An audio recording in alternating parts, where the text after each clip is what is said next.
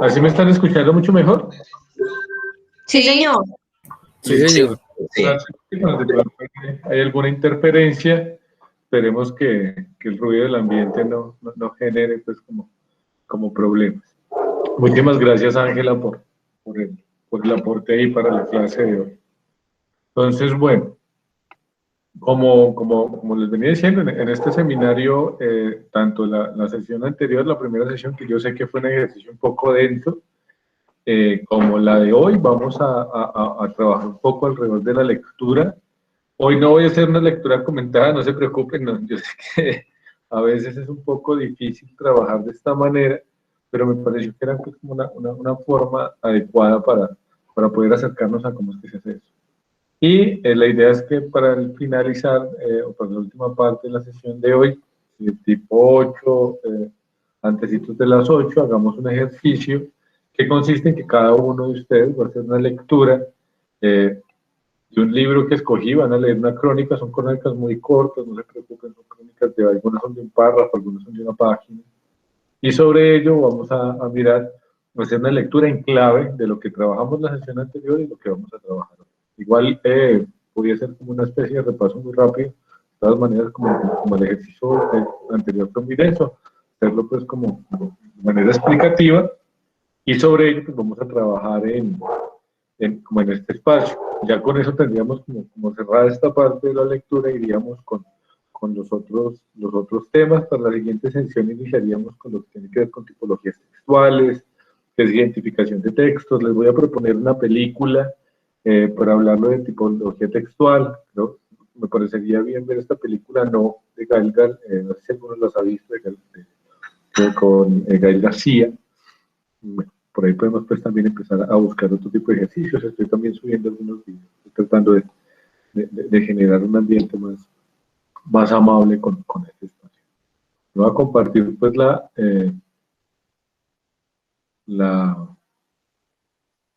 pantalla completa, porque como estamos siempre viendo entre las diapositivas y las intervenciones de ustedes, pues, permite como mayor movilidad. Y bueno, ya está la pantalla, ¿ya la están viendo? Sí, señor. Sí. Listo.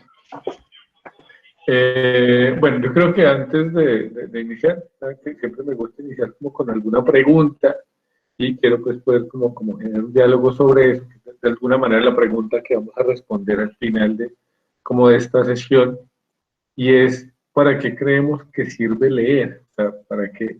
Cuando nosotros decimos, bueno, ¿qué es la lectura? La trabajamos, ¿para qué sirve? O sea, ¿cuál es la idea de la lectura? ¿Para qué nos ayuda a nosotros a hacer unos ejercicios de lectura, tanto en la clase como en nuestra cotidianidad? No sé quién quiere empezar interviniendo al respecto.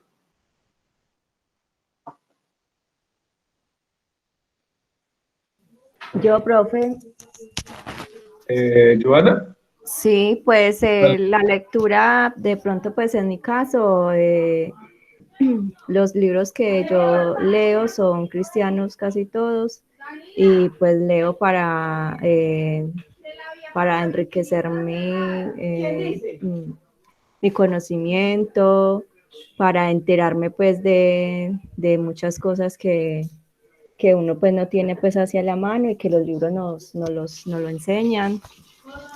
Y todo el conocimiento que ellos nos pueden dar a nosotros, uno lo exprime mucho de esos libros. Muy bien, muchas gracias, Joana, por tu intervención. Iría Ángela y luego Carlos, en el orden de intervención. Bueno, profe, yo digo que aportando a lo que dice mi compañera Joana, leer es muy importante, no solamente, digamos, como para adquirir el conocimiento, sino que también sirve como para ampliar nuestro léxico. O sea, la manera, digamos, en la que nosotros hablamos o desarrollamos nuestro vocabulario también tiene mucho que ver. Bueno, esto sirve mucho pues también al momento de nosotros leer, digamos, cualquier artículo. No solamente leer sirve para eso, sino también para informarnos. Puede ser, por ejemplo, noticias a través del mundo y, bueno, también adquirir conocimiento sobre otras cosas. Muy bien, Ángela. Carlos Parra. Listo, profe. Profe, pues a ver, leer para mí yo lo resumiría en una palabra y es poder salir de la ignorancia. Pues de manera pues así como de conclusión, ¿cierto? Pero el leer ayuda también a desarrollar el campo visual, auditivo y como han dicho las compañeras, el crecimiento personal, sea pues cualquier tema que sea pues del gusto de la persona, es para reforzar el conocimiento. Muy bien, Carlos, Lisette, creo, y luego Isa. Profe, pues uno al leer aprende y se informa mucho y entonces eso es como lo principal para nosotros. Muy bien, Lisette. Edison, por favor. Profe, pues yo pienso que lo más importante de la lectura es que nos ayuda mucho para la ortografía. Eso es como lo más elemental, pienso yo. Dale, Edison, ¿cuál es tu apellido? Franco. Franco, ya lo encontré. Listo. Muy bien, muchas gracias por sus apreciaciones. ¿Alguien más tiene algún aporte al respecto?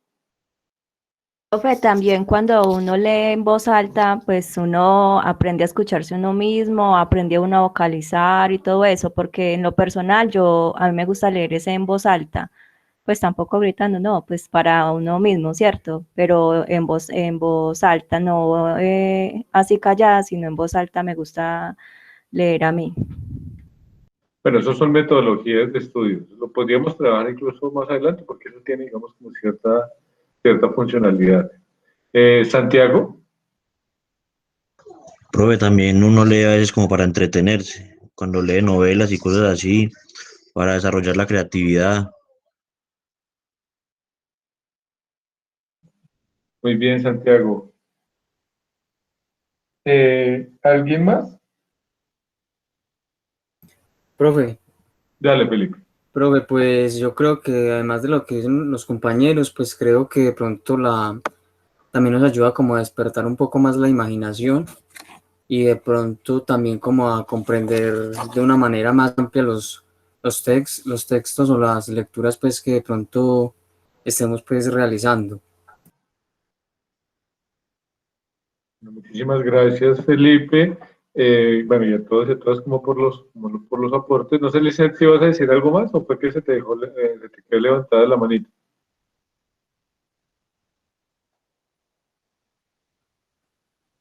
Parece que se le quedó levantada. Entonces, bueno, muy bien digamos, como por los comentarios que están haciendo. Creo que estamos como en sintonía de lo que, del para qué de la literatura, perdón, de la lectura. Está hablando de otro tema. Pero fíjense que sí estamos hablando que la lectura tiene funciones. O sea, no es que leer sea un ejercicio poco, digamos, productivo, no que aquí hemos hecho elementos que, o sea, primero, pues para enriquecer el conocimiento, creo que es el uso más académico de la lectura, pero también está el tema de informarnos, está el tema de leer también a través de los periódicos, que nos permite conocer qué está pasando en nuestro alrededor inmediato y lejano, es decir, permite saber qué está pasando aquí en nuestro entorno, en la ciudad, en nuestro barrio, pero nos permite también saber qué está pasando al otro lado del mundo, en Europa, en Asia, nos permite informarnos del mundo que habitamos. Este tema de salir de la ignorancia sí suena un poco duro, pero es cierto, y es porque efectivamente en la medida en que, por ejemplo, nosotros a través de la lectura nos informamos del mundo, en la medida que a través de la lectura adquirimos conocimiento, pues estamos saliendo de esa ignorancia, de ese cerramiento, esa endogamia, viene a decir como hacia adentro, de ese encerramiento, de ese enclaustramiento del que muchas veces estamos. Entonces creo que la lectura sí tiene un aporte muy fuerte ahí.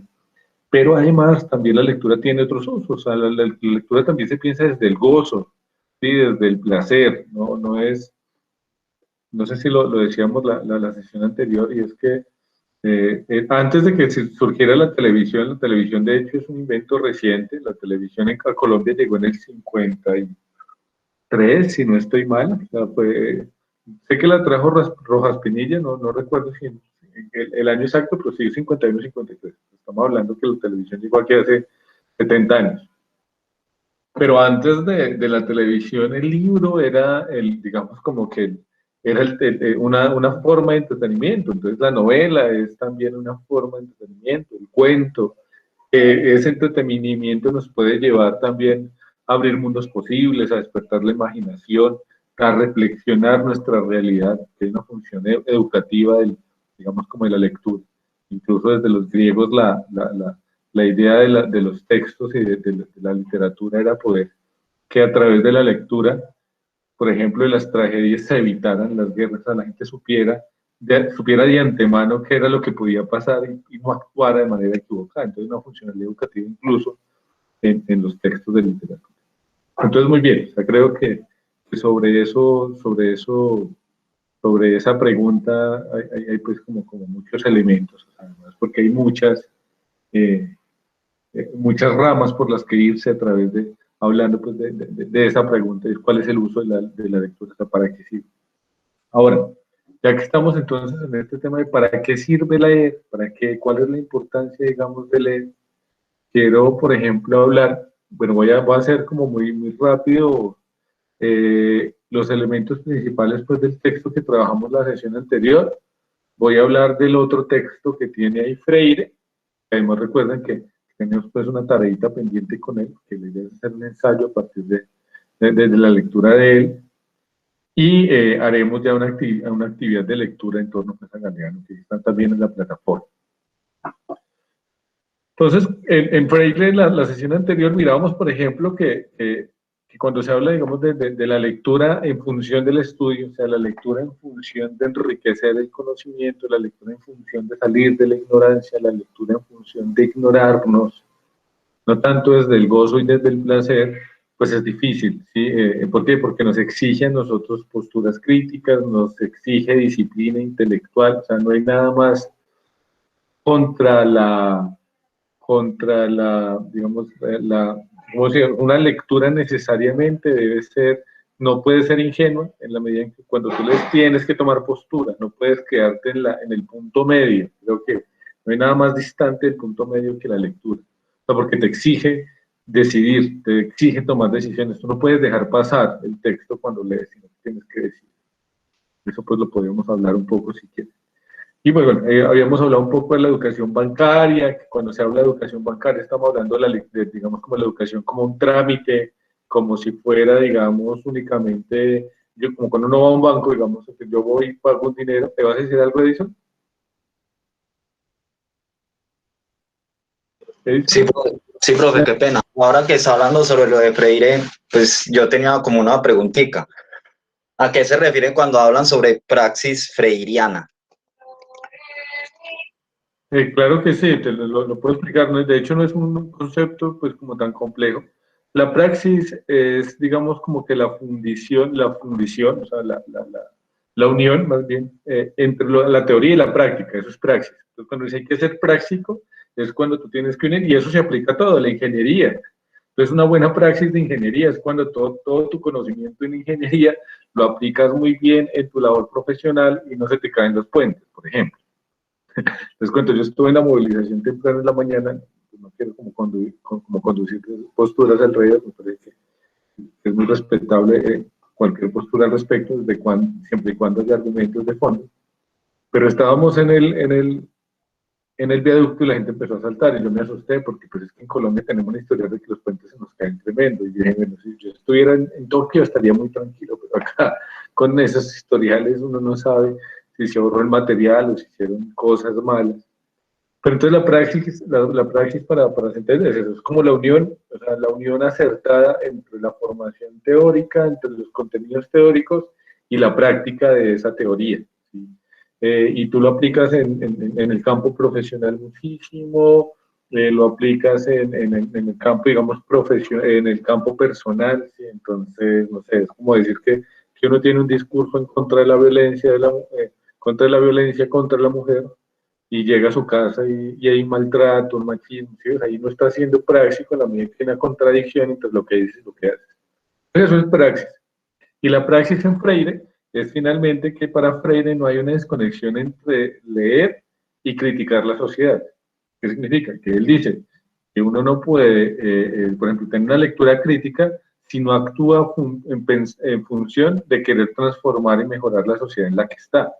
Él hizo todo un proceso de alfabetización, yo les había contado, muy bello en Brasil, pero él era digamos, como ilógico alfabetizar campesinos pobres, y esa alfabetización no conducía a que los campesinos generaran procesos organizativos para pedir, por ejemplo, mejores condiciones para tener vidas dignas. Él dice, o sea, yo no soy un pedagogo que va a enseñar solo a leer y a escribir, sino que para mí la praxis, la función o la unión de la teoría y la práctica tiene que estar de manera consecuente atada a prácticas de transformación social. Entonces, la praxis en Freire está, digamos, como diseñada de esa manera, que me parece pues también una vaina muy bella, sobre todo en Latinoamérica. Pues fíjense hoy con lo de la reforma tributaria, que es muy difícil uno tener unos conceptos claros en algunos elementos y no poder como participar y proponer hechos. De hecho, también le paso pues un saludo a los compañeros que están en este momento en eso, y espero que les vaya muy bien. La situación a veces tampoco se puede poner un poco difícil. Entonces, ¿te queda claro el concepto, John Edison? Perdón, Edison. Sí, profe, gracias. Dale, no, con todo el gusto. Cualquier duda, si tengo la respuesta, no hay ningún problema. Entonces, en Freire entonces, también se habla ese tema de la educación bancaria, que es la idea, como esa educación impersonal que prioriza la memoria, que entonces te interpela sobre que tú memorices, pero no que comprendas, que es parte de la educación que tuvimos nosotros en la infancia. No sé cuántos a ustedes en el colegio, en la escuela, les tocó memorizar un texto. No, a mí, profe. A mí. ¿Sí? ¿Qué te tocó memorizar, Santiago?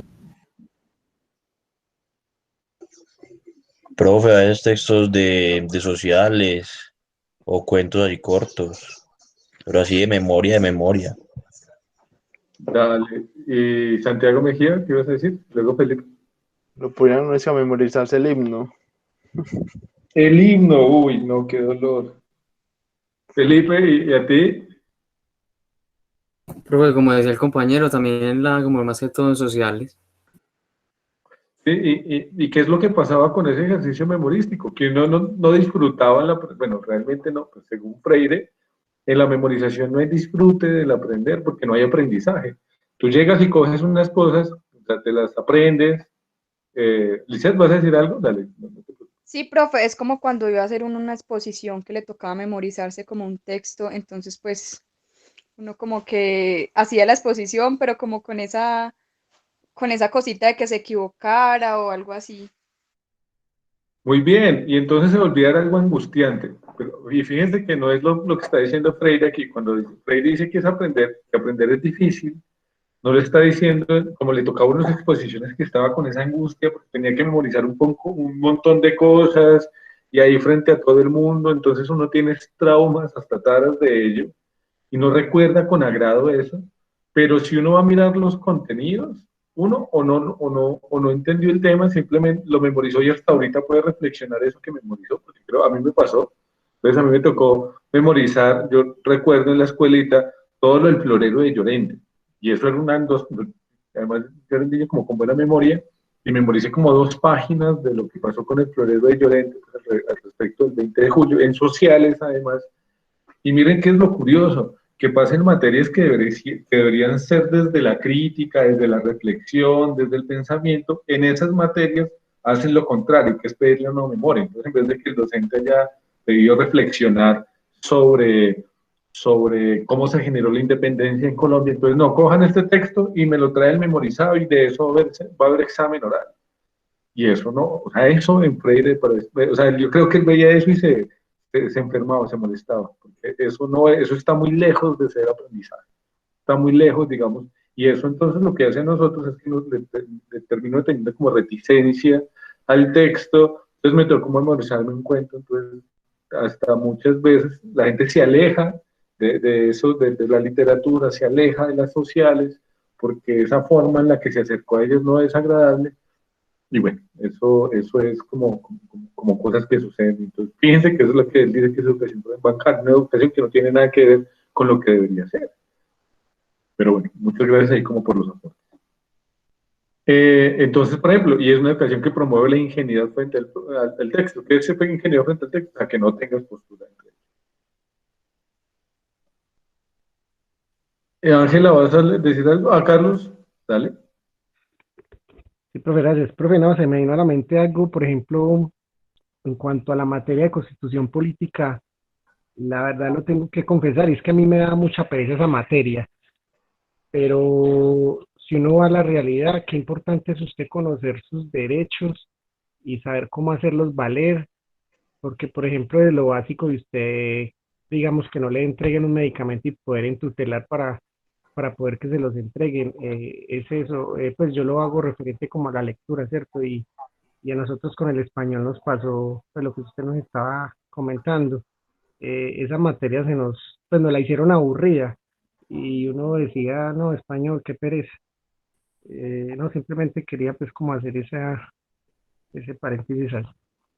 No, muy bien, Carlos, y efectivamente, fíjense, por ejemplo, el tema de constitución política. Yo creo que hay rellenos o materias que uno entiende como rellenos porque no lo son. Creo que una materia no debería ser considerada como relleno, porque en todas uno puede aprender, pero la manera en la que se trata se ve tan limitado que uno no le encuentra el chiste. Pero cuando uno dice, mira, pues es que si tú ves constitución política bien, tú puedes aprender a hacer tutelas, tú puedes aprender a hacer derechos de petición, y eso va a garantizar que te cumplan con servicios de salud, que te cumplan con situaciones donde, bueno, esta materia, esto no es cualquier materia. Finalmente la constitución política es la carta magna que nos rige. Y fíjense, no, ahorita está pasando algo muy similar con las cátedras de paz, que se han vuelto obligatorias las cátedras de paz en colegios y universidades, pero se vuelve una especie de cátedra de la convivencia, la reconciliación, pero que no está abordando el tema de cuáles son los impactos históricos de la violencia en Colombia, cuál es la necesidad de construir paz para poder reconciliarnos como sociedad, y que eso no es un problema del ejército y la guerrilla, del ejército y los paramilitares, sino que la paz tiene que ver con la violencia en los hogares, la paz tiene que ver, o sea, es digamos un concepto que nos afecta de todas las formas y que termina viéndose así como muy por encima, y eso pasa con ese tipo de espacios, ¿sí? Entonces sí es como que esos formatos en los que nos generan cosas, bueno, en las que se abordan esos temas, perdón, si no fue muy claro, que hace que uno le pierda el gusto, que uno tenga una idea de esa materia como relleno, y tiene que ver como con eso que tú estabas mencionando. Con la literatura es igual, o sea, yo por fortuna tuve buenos maestros de literatura, yo también estudiando el pregrado por ellos, pero mucha gente no le gusta leer, no porque no le gusten en el sentido real, sino porque no tuvo una exposición a textos que fueran agradables para sí. Entonces le ponen a uno a leer, no sé, el Periquillo Sarmiento o la Celestina, bueno, incluso el Quijote, que para mí es un gran texto, pero que cuando uno está en octavo, en séptimo, no es lo que tal vez se adapte a su momento, y hace que se genere un tedio por la lectura, una distancia, y esa distancia con la lectura hace que pues no muchos le rehuyan a ello. Entonces creo que lo que estás diciendo va muy en el camino de lo que estamos trabajando, porque efectivamente está todo relacionado. Más podríamos hacer una relación entre lectura y un análisis de lo que está pasando hoy con lo de la reforma y con los paro. Eso son lecturas también, y eso también nos deben incluir e inculcar pues como procesos. Podemos hacer esto un debate, un microdebate al final si quieren, siendo muy respetuosos con todas las posturas, porque creo que el tema no es tener una línea homogénea, sino poder argumentar de manera válida cuáles son las diferentes visiones alrededor de algo. Y eso, por ejemplo, sería un avance como sociedad tremendo, pero a veces eso nos cuesta mucho y de alguna manera explica parte de nuestra tasa. Pero bueno, entonces dicen, sí, la lectura es desafío, el estudio es desafío, pero no ese desafío de angustia que contaba, era Joana la que decía de la angustia de tener que exponer. No es esa angustia del miedo que uno suda y tiene que pues, explicarnos, sino un desafío en el sentido de que me está rompiendo intelectualmente. También decíamos pues que quien estudia debe subirse como sujeto, es decir, no ver que a mí me están dando un texto y les digo, como vamos a hacer un ejercicio al final, mucho cuidado con estos datos, es que cuando tú estudias, tú asumes como parte, como sujeto del acto. ¿Y qué significa como sujeto? O sea, cuando yo hablo de que yo soy un sujeto, estoy diciendo que no soy algo pasivo, no soy un ente pasivo, sino que yo tengo posturas, yo tengo unos criterios, y yo leo teniendo eso presente, que no es el texto el que me está diciendo a mí todo, sino que yo estoy dialogando con él. ¿Sí? O sea, uno no es una vasija que va a llenar el texto, sino que hay un diálogo. Y además también uno tiene claro que eso a mí me parece fundamental, y es que el que escribió también tiene limitaciones. Si tú lees un texto del siglo XIX, un texto del siglo XX, más, ustedes leen un texto, por ejemplo, antes de 1990, ustedes ven ahí que hay unas cargas históricas que ya son que ya son distantes de las reflexiones que nosotros tenemos. Y claro, esos autores están, digamos, como son víctimas de sus contextos históricos, de sus momentos históricos, y también hay que entenderlos, o sea, y también leer en esa clave, sabiendo que esa persona, o sea, que puede ser muy brillante en su campo, puede ser un gran escritor, puede ser un gran cuentista, puede ser un gran literato, los textos que está planteando, las formas que está planteando, están limitadas por el momento histórico cuando los escribió. Y eso, por ejemplo, es algo que yo leo ahí, y hasta le veo las taras. O sea, ¿qué significa ver las taras? ¿Qué significan las taras? Como las limitaciones. Entonces yo, mire, este autor, no sé, por ejemplo, en ingeniería, entonces tienen un libro de ingeniería de los 60 y van a tener todavía tubos de vacío y cosas que ahora están muy superadas. Es más fácil verlo ahí, pero no es solo en las ingenierías, en las ciencias sociales pasa, en las ciencias contables, en todo en lo administrativo, y claro, ahí siempre van a haber autores que están limitados por su momento histórico, y creo que uno también tiene que tener eso muy claro en la lectura, y hasta por su contexto cultural. No es lo mismo si yo leo a alguien de Latinoamérica, alguien de Estados Unidos, alguien de Europa, también tienen visiones de mundo, y hay una máxima en economía que dice que uno piensa según cómo vive. Me parece una frase como tonta no, más bien como muy simple, pero que es muy fuerte en la medida en que si yo soy formado, por ejemplo, con una estructura social de lo que se llama clase media, a mí me cuesta muchas veces ver que hay gente que tiene dificultades económicas, porque hay gente que puede que no coma por días, porque como yo me formé en un ambiente donde siempre había comida, donde mal que bien siempre había, digamos, un acceso, una posibilidad de tener vestimenta, pues me es muy difícil pensar que hay gente que no la tiene, y lo veo muy por allá. Y esas limitaciones les pasa, por ejemplo, mucho a la gente que está sobre todo en el primer mundo. Entonces, ustedes ven, cuando alguien escribe de Francia, de Noruega, son textos que tienen una limitación de la realidad tremenda, porque no ven que en América Latina, acá en Colombia, acá en Pereira, hay casos que ocurren. Entonces, por ejemplo, ese tema de la limitación del contexto sociohistórico de los autores es fundamental.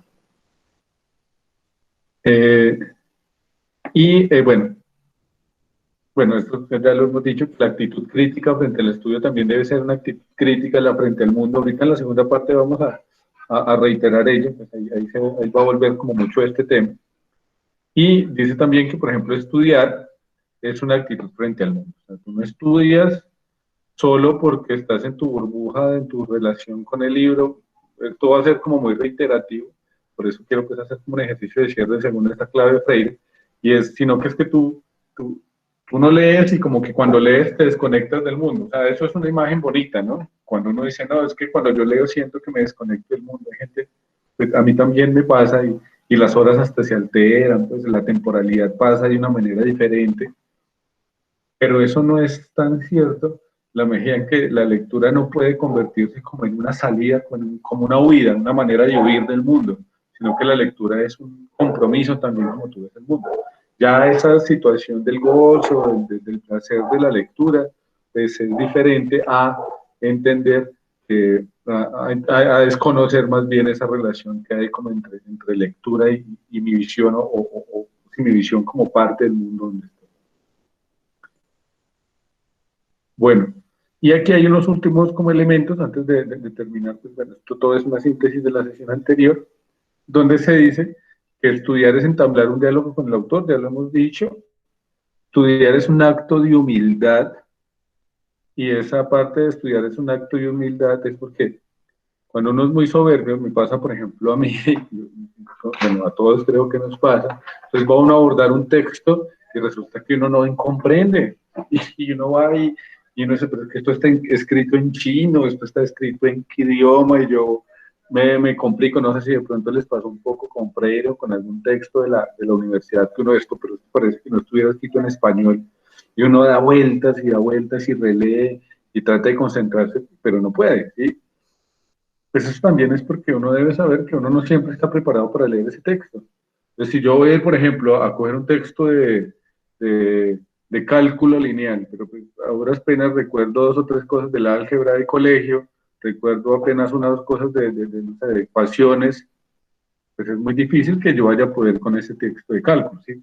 Lo mismo, si yo no estoy, por ejemplo, muy acostumbrado a la filosofía, a leer filosofía, que leer filosofía de por sí es difícil, porque una lectura filosófica te tiene que llevar a interpretar, a reflexionar, y voy a creer que voy a poder acoger de primera vez a, no sé, a Hegel, a la fenomenología del espíritu. Pues, obvio, no va a ser tan fácil porque es un texto que es muy denso, que requiere, pues, además de ciertas nociones, de conocer ciertas categorías.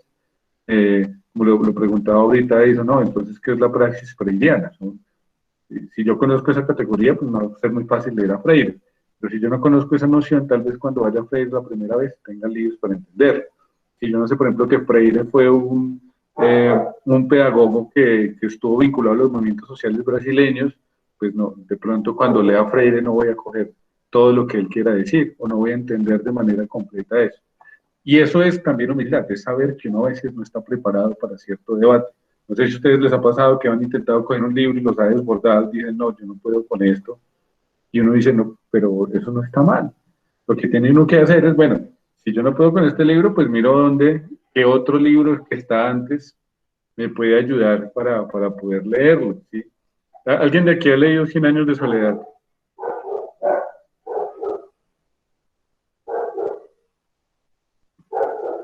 Aquí alguno ha leído 100 años de soledad de García Márquez, no se preocupe, si no lo he leído, digan que no lo voy a poner así como texto. No, profe. No, profe. Vi la obra. Ah, ¿viste la obra? Ah, pero bien. Resulta que 100 años de soledad es a veces una novela difícil de leer porque casi todos se llaman igual. O sea, los papás, los hijos, los nietos.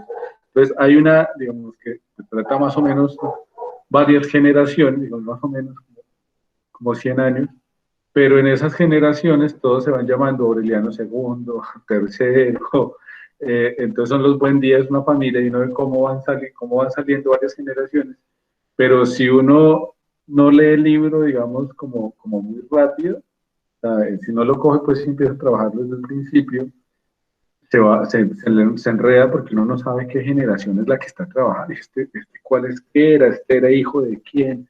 Entonces, una muy buena lectura, por ejemplo, de Cien años de soledad, es tener un cuaderno, ir haciendo como el árbol genealógico. Entonces, estos son los papás, estos son los hijos, y uno ya va trazando, pues, como esa ramificación.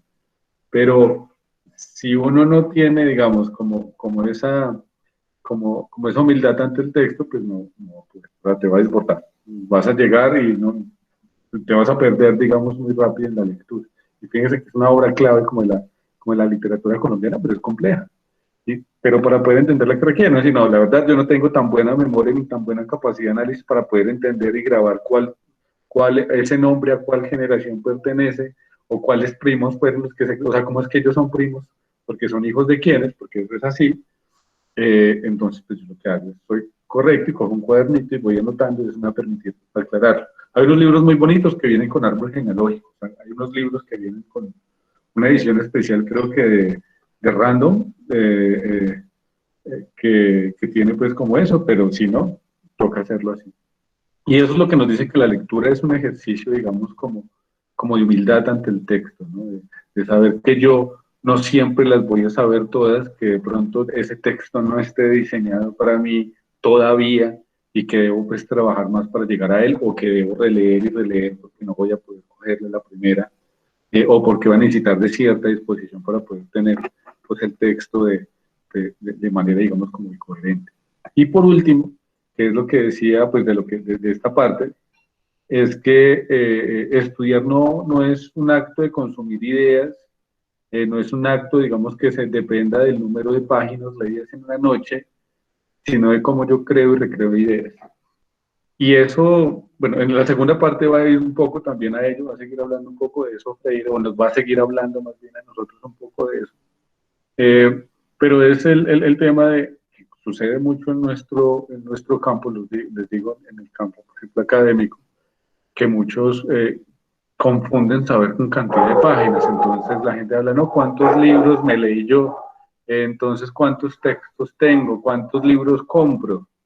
Y eso es bonito cuando uno puede llegar, o sea, además estamos en la fecha del libro, de hecho, pues feliz día del libro, lo dije la semana pasada, que fue el viernes, pero entonces hay promociones en librerías, y si uno tiene el modo y le gusta, es chévere ir comprar libros y ir acrecentando la biblioteca, pero eso no te garantiza que aprendas, eso no garantiza que hagas estudio, que tú digas que te leíste, no sé, 1 o 2 libros en la noche, lo puedes hacer y está bien, pero eso no te garantiza que sabes más que el que se lee 2 o 3 páginas.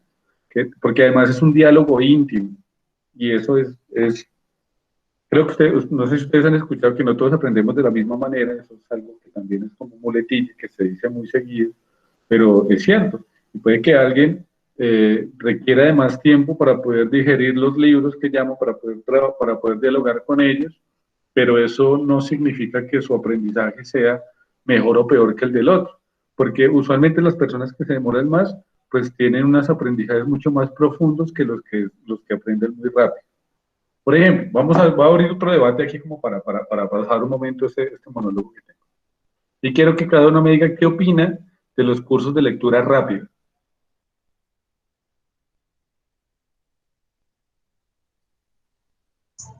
Pero yo creo que no funcionan para mí. Dale, Santiago, muy bien, dime por qué. ¿Por qué crees? Porque se trata de leer una cantidad específica de palabras en un tiempo más corto y no se absorbe bien la información. Muy bien, Santiago. ¿Y Carlos? Profe, sí, estoy de acuerdo con el compañero. Para mí, esa lectura rápida es como usted primero aprender a correr y luego caminar. Pues eso no, la verdad no sirve. Muy bien. ¿Alguien más tiene algún aporte sobre ello? Profe, yo nunca he escuchado, pues no he estado en ninguna de esas cosas de cursos rápidos. ¿Y no has escuchado sobre ello, Joana? No, señor. Dale, ¿alguien le quiere contar a Joana sobre esos cursos de lectura rápida que ya lo haya escuchado por ahí? Porque nos quiera contar aquí también el curso. Cuando yo era pequeño, los ofrecían mucho, por ejemplo, las salidas del éxito y eso, como vendiéndote algún otro producto, programa. Muy bien. Sí, Joana, los cursos de lectura rápida eran como, digamos, como institutos o academias que ofrecían muchos cursos, e incluso en algunas universidades todavía lo dan, que garantizas que tú mejores tu velocidad de lectura.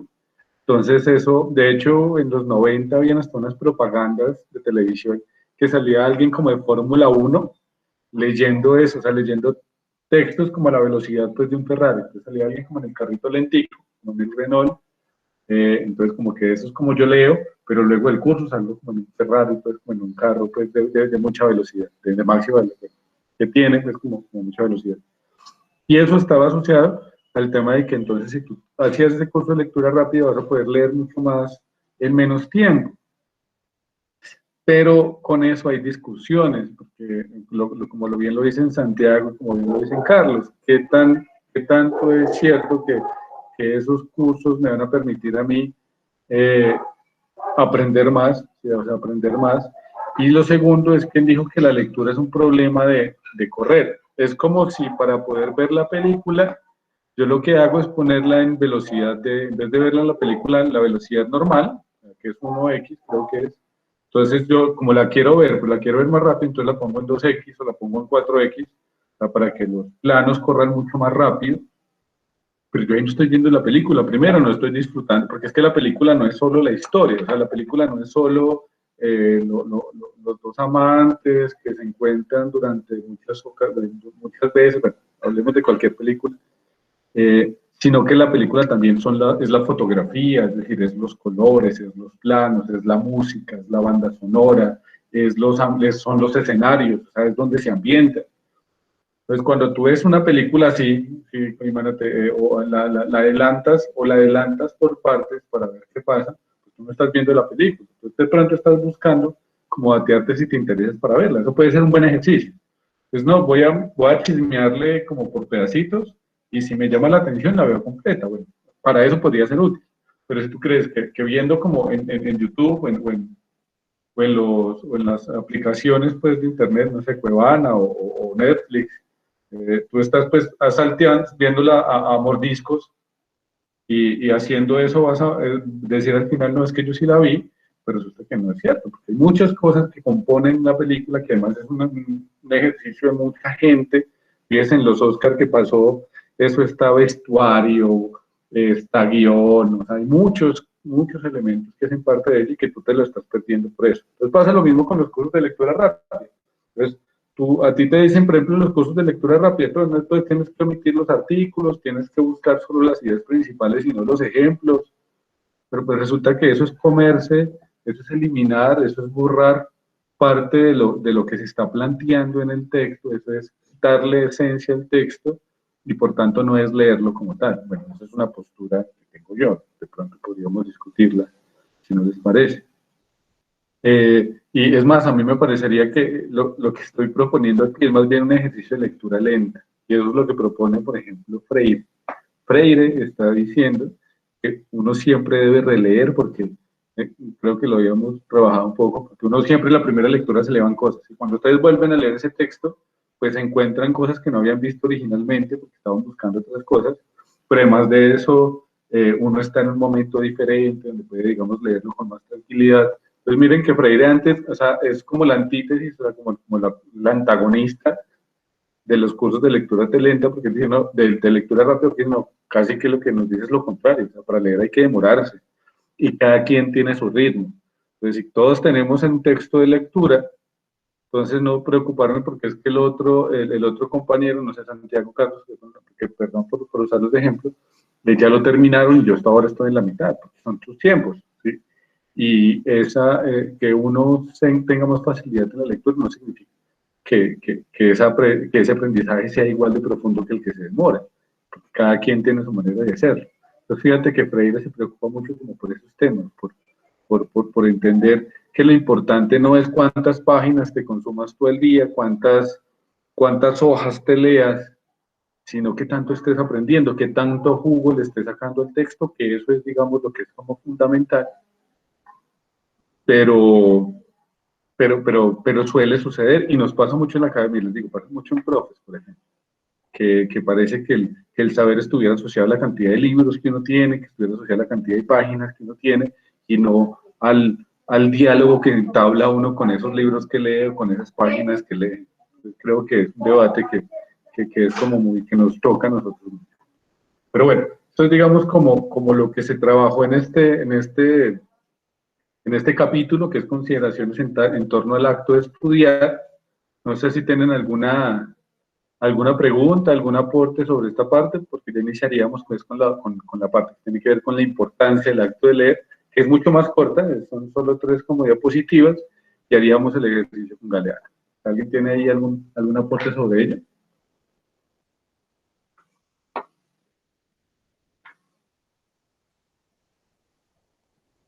Bueno, si no hay aportes, entonces vamos a ir aquí al texto de la importancia del acto de leer.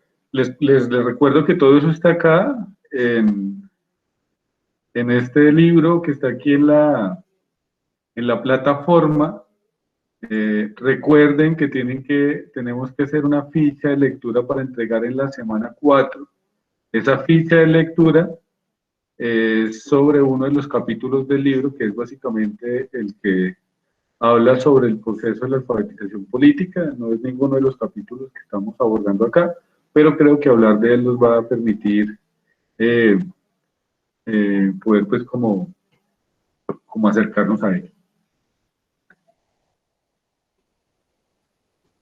Bueno, para el día de hoy estamos con lo que tiene que ver con la importancia del acto de leer. Este texto, les cuento que este capítulo es más una conferencia, que a Freire lo invitan a dar una conferencia y en el marco de esa conferencia él, digamos que da unos aportes sobre lo que él cree o por lo que él cree que leer es importante, ¿no? Creo eh, que, que estamos muy sobre la línea de lo que se dijo al inicio, pero por ejemplo Freire dice que una de las... Ay, pasé aquí.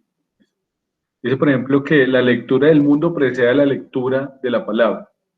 ¿Qué creemos que significa eso? Cuando él dice que la lectura del mundo precede a la lectura de la palabra.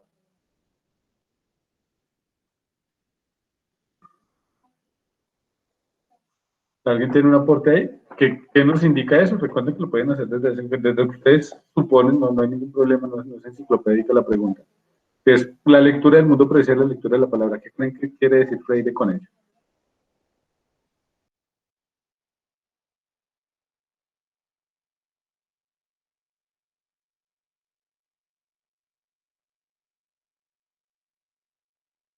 Dale, Carlos. Profe, pues no sé, para mí eso de pronto lo relaciono con, no todo lo que nos dicen es verdad. Nosotros tenemos que, o sea, leer, ¿cierto? Documentarnos y saber si lo que nos están diciendo es correcto o no.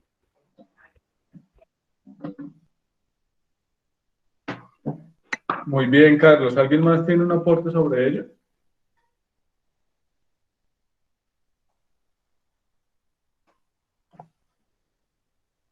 Bueno, resulta que cuando Freire dice que la lectura del mundo precede a la lectura de la palabra, pues lo que nos está diciendo es que nosotros antes de empezar a leer, antes de que nosotros en la escuela, a los 6 años o 5, nos empiecen a enseñar las palabras, uno ya está haciendo una lectura del mundo. O sea, uno ya está encontrándose con la realidad, uno ya está sabiendo, por ejemplo, ya está reconociendo su relación con sus padres, ya está teniendo una relación con sus familiares, con sus primos, con sus amigos, y uno ya se está haciendo una idea del mundo antes de leer.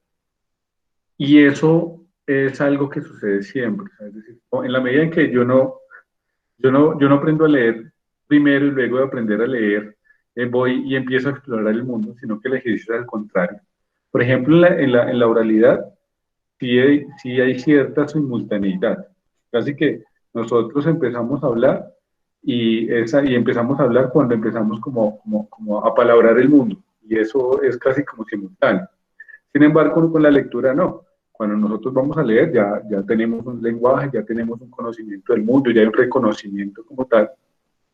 Y eso de que la preceda también no significa que siempre que yo voy a un texto, yo ya tengo una lectura precedente de tanto del texto como de mi realidad cuando lo voy a leer. Pues, no es como que el ejercicio de lectura siempre fuera como o sea, mejor dicho, como para sintetizar, es que cuando nosotros vamos a un texto, nosotros ya tenemos una lectura previa, una lectura desde el mundo donde estamos, del momento en donde estamos, y eso no se puede dejar perder, que siempre la lectura del mundo está antes, o sea, la lectura de la realidad está antes.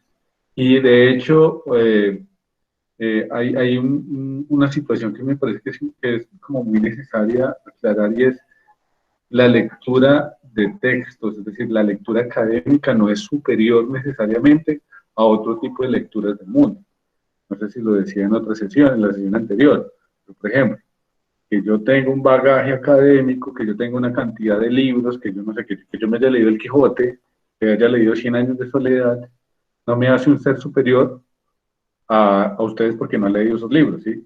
Y mucho menos me hace un ser superior, por ejemplo, a un campesino que puede que por muchas situaciones ni siquiera pueda tener una muy buena lectura, pero que además sí lee muy bien su espacio y tiene un conocimiento de la tierra que lo hace capaz de sembrar, de cultivar, de producir alimentos, que es algo en lo que yo soy analfabeta, ¿sí?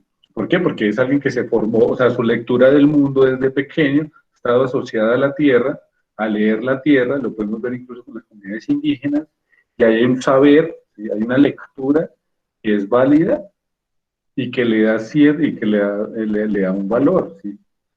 Entonces, porque a veces pasa, hay una, digamos, como una sobrevaloración del saber académico de la universidad. Y creo que es importante, o sea, nosotros nos estamos haciendo profesionales porque queremos avanzar en ciertos planes, porque queremos aportar tanto en nuestros espacios familiares como en la sociedad, pero eso no puede convertirse tampoco como una manera de soberbia, de sentirnos superiores. Entonces, por ejemplo, el campesino, porque no sabe leer, o al indígena porque no sabe leer, cuando finalmente ellos tienen otras sabidurías, o sea, otros valores que son distintos a los míos, que no debería uno ponerse pues como a competir, como poniendo a competir un valor con ellos. Eso es, por ejemplo, lo que también está planteando Freire con la lectura del mundo. Tú lees siempre el mundo, y hay personas que pueden llegar a lecturas críticas del mundo sin necesidad de leer, sin necesidad de leer el texto, y eso también es válido. Creo que eso es un ejercicio de humildad también de nosotros para los demás.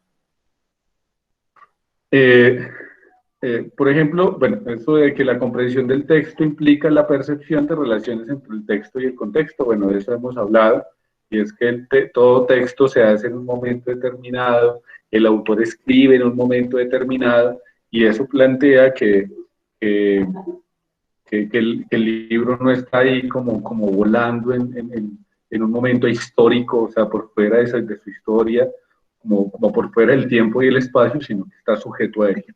Pues digamos que se ha trabajado como bastante.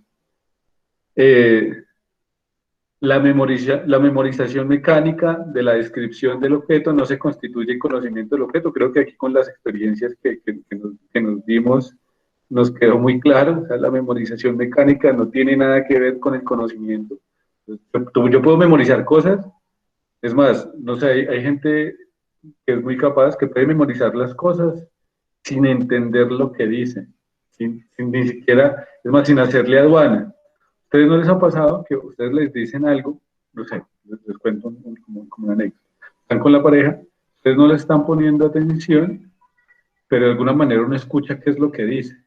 Y a uno le dicen, bueno, dígame qué dije, y uno es capaz de repetirlo, pero repite las cosas sin haberle prestado necesariamente atención a lo que estaba diciendo. Y uno solo entiende hasta que vuelve a decirlo, como decía, no sé, creo que era Joana la que decía que leía en voz alta. Solo hasta que vuelve a repetirlo en voz alta es que entiende qué es lo que está diciendo. Pero fíjense, hay una memorización, o sea, tú puedes repetir, pero eso no significa que tú entiendas lo que estás diciendo. ¿A alguno le ha pasado algo así?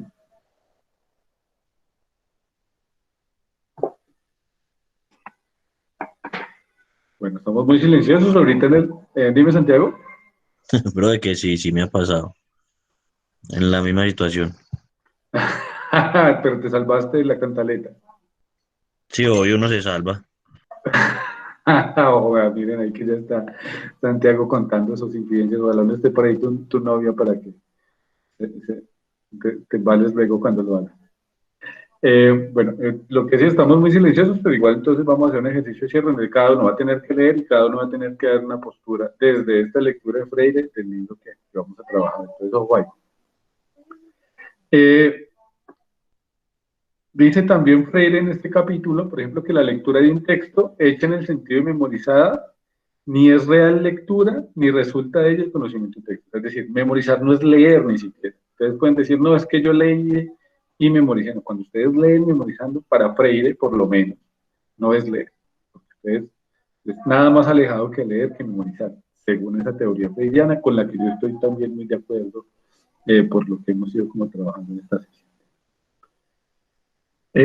Y fíjense, por ejemplo, aquí de uno de los errores que tenemos como profesores, que pasó mucho en el colegio, y es que una insistencia, por ejemplo, en cuanto a profesores y profesoras, es que los estudiantes lean en un semestre un sinnúmero de capítulos de libros, reciben la comprensión errónea que a veces tenemos del acto de leer. Entonces nosotros como que, y eso vuelve también al tema de la educación bancaria, entonces creemos que la lectura es un problema de acumulación. Entonces este es muy buen estudiante porque me acumula muchos libros. Y yo soy muy buen profesor, ojo ahí, porque yo les mando muchos libros. Y no necesariamente.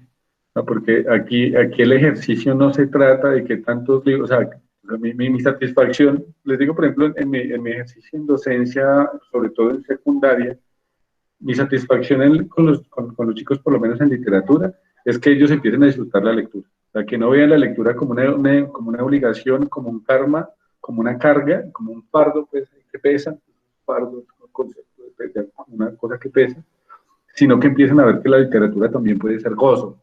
O sea, que hay literatura erótica, que hay literatura de terror, que hay cuentos cortos, o sea, que la literatura no siempre son libros gigantes de 500 y 1000 páginas, sino que la literatura también se puede abordar de manera rápida.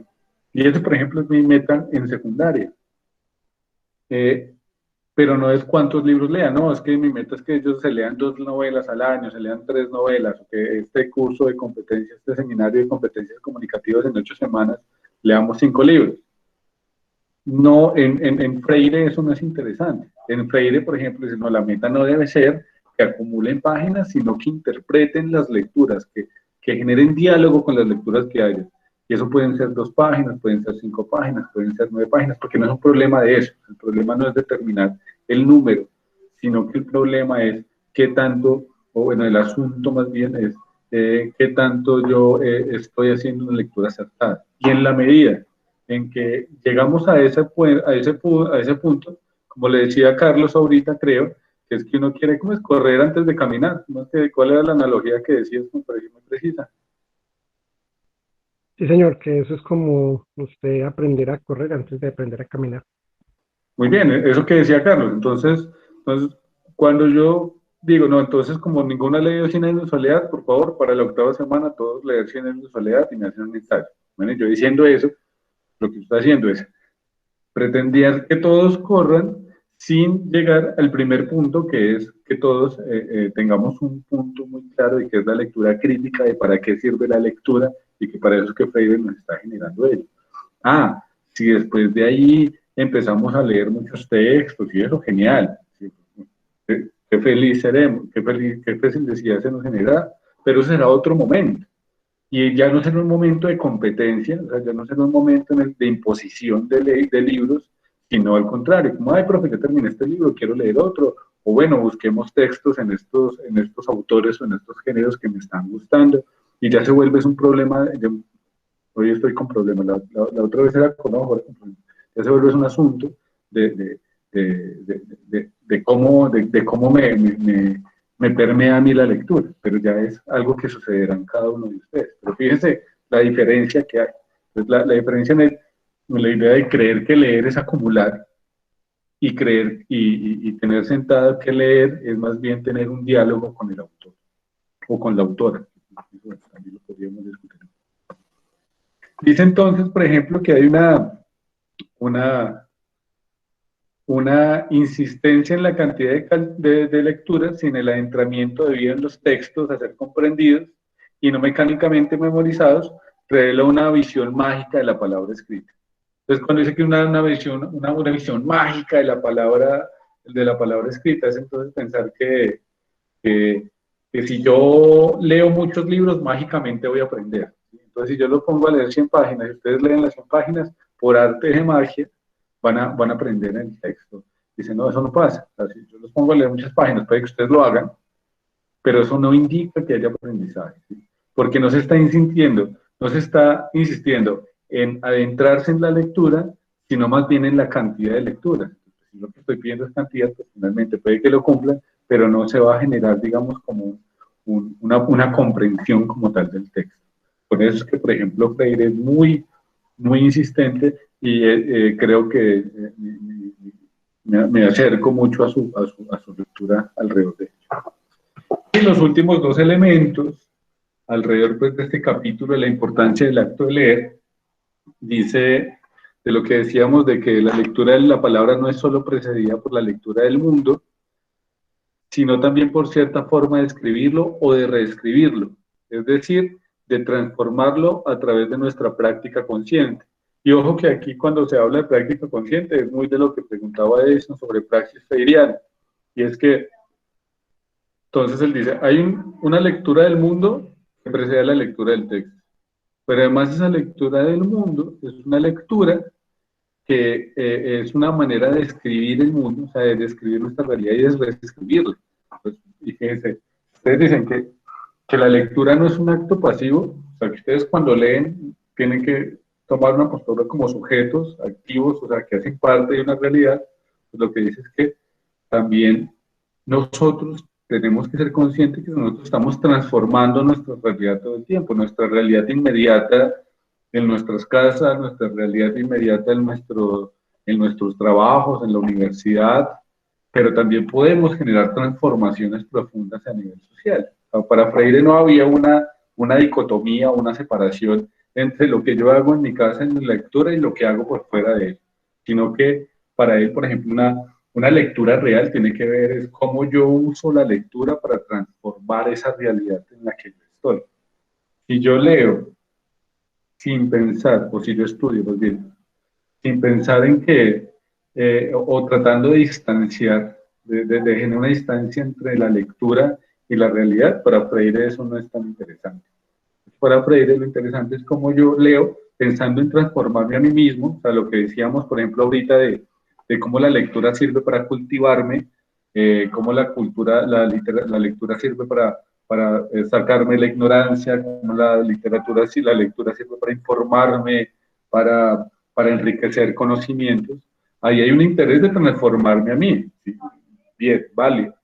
Pero para Freire dice, esa transformación que tú estás generando con la lectura también tiene que irse hacia generar una transformación de la realidad donde tú estás. Entonces, cómo eso que estoy haciendo me permite aportar en mi trabajo, permite aportar en mi hogar, permite aportar en mi universidad, me permite construirme como mejor ser humano, digamos.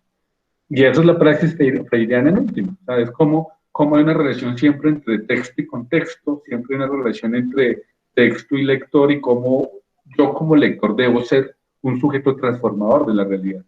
Y eso lo hacía él alfabetizando a campesinos pobres en Brasil. Entonces, después de que hay una cosa muy curiosa con Freire, y es que después de que él alfabetizaba, terminaban formándose organizaciones campesinas, procesos de resistencia, procesos alrededor del tema de la tierra. Hay una organización en Brasil que se llama el MST, bueno, hace mucho tiempo no le sigo como el hilo a ese proceso, pero tiene una práctica freiriana. Pero Freire además es como una revelación de la pedagogía como contemporánea, porque es un maestro que no le interesa solo como la enseñanza ahí, sino que también le interesa el contexto. Entonces, a partir de Freire surge lo que se llama la pedagogía crítica. La pedagogía crítica le dice al maestro, ojo, no te pongas tú a mostrarte como indiferente a la realidad, porque tú no eres indiferente a la realidad como docente. Estoy diciendo, digamos, como mi rol en la pedagogía crítica. Eso lo dice Peter McLaren, que es como uno de los discípulos de Freire. Y McLaren dice, o sea, el rol del docente es simple. Él está en una realidad y él tiene dos tareas. O transformar esa realidad en la que está, o reproducir esa realidad en la que está. Que eso no significa que hay que imponer. Fíjense que hay una distancia muy curiosa entre el docente que trata de no mostrar sus posturas, que trata de que no sepan como cuál es su idea del mundo, y la de ahora, que es un docente que es muy, que trata de ser muy coherente con sus pensamientos, que eso no indica una imposición, sino más bien un diálogo. O sea, bueno, tenemos una distancia, por ejemplo, en términos pueden ser, por ejemplo, de creencias, pueden ser en términos de incluso ideologías políticas, pero podemos dialogar alrededor de ello. No significa que, y eso puede que nos transforme a todos, pues, de todas maneras es la lectura freiriana, es mirar cómo todos nos vamos transformando para construir, pues, como una sociedad mucho mejor. Esa es la propuesta de Freire, y que eso no debe chocar en ningún momento con nuestras creencias religiosas, ni con nuestras creencias políticas, sino al contrario, sino que ello es lo que debe permitir, pues, que se genere como avance.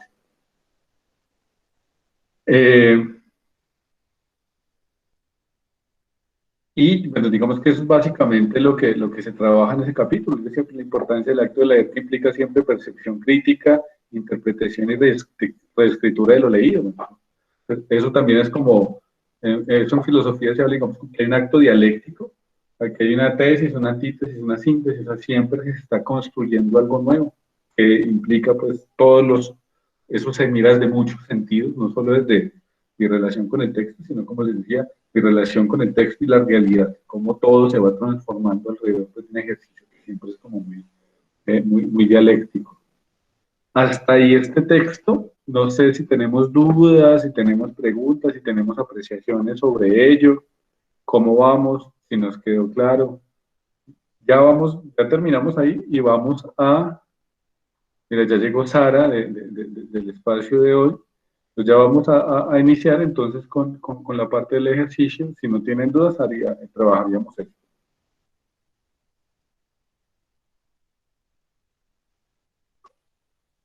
¿Alguien levantó la mano? ¿Brian? Profe, yo tengo una duda. Claro. ¿Cómo se le llama a esa técnica, por ejemplo, cuando uno no entiende? Por lo menos, por ejemplo, yo cuando no entiendo un texto, a mí me toca reescribirlo. Pero no te entiendo bien, creo que la pregunta es que hay como ruido de fondo. O sea, es que cuando yo estaba estudiando la Andina, yo tuve muchos problemas con la lectura. Y en esas, la profesora que me dijo que me metiera a un curso ahí para aprender sobre lectura, ella me dijo que habían diferentes personas, otras que tenían que leer en voz alta, así como decía Santiago, como decía Joana, creo que fue. Yo tenía que reescribir las cosas, o sea, pasar lo que estaba leyendo del cuaderno. Ya, pero, sí, eso es lo que pasa, es que nosotros tenemos también. ¿Vas a decir algo más, Brian? No, pues estaba preguntando cómo es que llamaba, pues, o si eso tenía algún tipo de clasificación o un nombre para esa técnica, porque la verdad no sé cómo explicarlo cuando hablo de eso. No, sí, claro, de hecho, lo que pasa es que nos volvemos al tema de Freire, es que no todos somos iguales y no todos aprendemos de la misma manera. Y dentro de las teorías como pedagógicas se han encontrado que hay tipos de aprendizaje, y que nosotros, hay unos test incluso para mirar eso, se nos dan según ciertas, no sé, situaciones biológicas, familiares, hasta culturales, ciertas formas de aprender. Entonces, por ejemplo, hay gente, les cuento mi caso, para que yo jamás me he podido aprender una canción. Nunca me he podido aprender una canción por lo que suena. O sea, yo me la he aprendido porque la leo, pues porque veo la letra. Pero, por ejemplo, cuando yo escucho una canción, muchas veces no entiendo la letra. Y de hecho, me ha pasado que me dicen, mi esposo, ¿usted por qué está cantando eso? Yo pues la tarareo, porque la memorizo de alguna manera, pero no entiendo qué es el mensaje de la canción. Y eso significa es que yo no tengo aprendizaje auditivo. Yo no aprendo fácil por los oídos. Para yo aprender, yo soy muy visual, entonces yo tengo que ver, yo tengo que ver digamos como que ver las cosas para aprenderlas. Entonces a mí la lectura se me da muy fácil. Y como yo soy tan visual, entonces a mí a través de la lectura, digamos como el código escrito, aprendo mucho.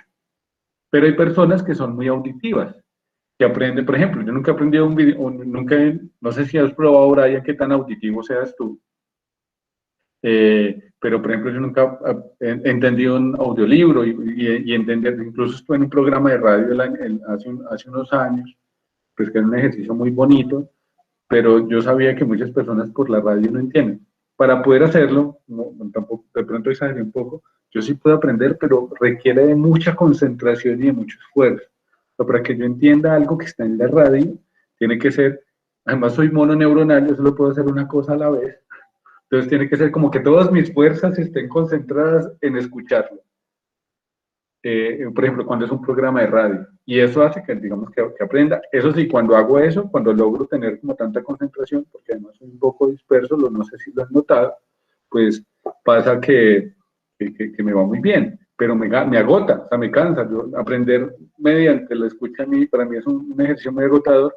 Y lo mismo, si yo no, cuando estoy hablando con alguien, como solo escucharlos, por ejemplo, ustedes no verlos, me generan, o sea, yo tengo que cerrar todo, tengo que concentrarme en esto para poder ser como muy, para poder escucharlos, porque si no me genera dificultad. Hay gente, por ejemplo, que es kinésica, y kinésica viene de movimiento, viene también sinestesia, pero con C, que sinestesia con S es otra cosa. Y entonces, por ejemplo, el tema de la gente que se le da el baile, que se le da la memoria, por ejemplo, corporal, que aprende fácilmente deportes. Eso es un tipo de memoria que se llama kinésica. Yo tampoco la tengo, yo no aprendí a bailar nunca y lo intenté muchas veces y me generó dificultad.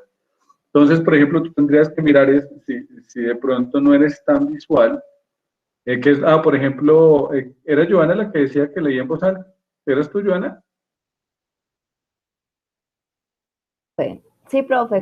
Bueno, por ejemplo, tenía el mouse apagado, entonces le estaba dando con ese mouse, qué pena, profe. No te preocupes. No. Pero sí, yo prefiero leer en voz alta. Pero entonces significa que Joana es auditiva, porque entonces al escuchar lo que lee, le llega más fácil la información y aprende mucho mejor. ¿Sí? Si tú dices que tú tienes que transcribir lo que lees, bueno, no sé si tú cuando transcribes en voz alta, ¿sí? O es que, bueno, tienes alguna dificultad con el aprendizaje visual, que eso pasa. Entonces muchos, por ejemplo, como hacen lo de Joana, entonces cantan o hablan, entonces, pero yo creo que Joana se debe conocer todas las canciones de la emisora, debe ser como muy buena escuchando. Pero entonces son eso, o sea, son campos de aprendizaje y es muy útil, te lo digo a ti o se lo digo a ustedes, que hagan ese ejercicio, o sea, que miren qué tipo de aprendizaje se les da más fácil, porque eso también les va a permitir poder acercarse al texto de ciertas maneras. Y más hoy que hay tantas formas. O sea, están los audiolibros, están, digamos, las películas, lo audiovisual. Hay gente que es docta en películas y en lo audiovisual porque por ahí también aprenden mucho. Mientras que estamos otros que somos más, digamos, como la antigua, que nos va muy bien con el texto, leyendo el texto, pero que tenemos dificultades en otros campos. Por ejemplo, aquí les cuento, cuando esto pase y podamos encontrarnos, no me inviten a bailar porque no voy a decepcionarlos totalmente, porque no se me da, a pesar de que intenté muchas veces aprender a hacerlo. Entonces, fíjense que, Brian, muchas gracias por el ejercicio, porque eso son cosas que podríamos ir terminando. Si quieres, luego nos cuadramos un espaciocito, ya los dos, para que me cuentes con detalle ese proceso y yo de pronto pueda consultarle a una amiga psicóloga que ha trabajado eso, pues que está más con ese tema de los TEDs, para mirar tipos de aprendizaje, velocidades de aprendizaje, de pronto haya algo que se pueda sacar o preguntar en la red si tienen cómo hacer alguna, hay alguien que pueda pues como hacer esas valoraciones, porque eso permite cosas y no es algo raro, o sea, no es algo, no sé, que sea especialmente negativo. Lo que pasa es que tenemos una educación que diseña un tipo y prioriza un tipo de formación a personas que aprendemos de muchas maneras.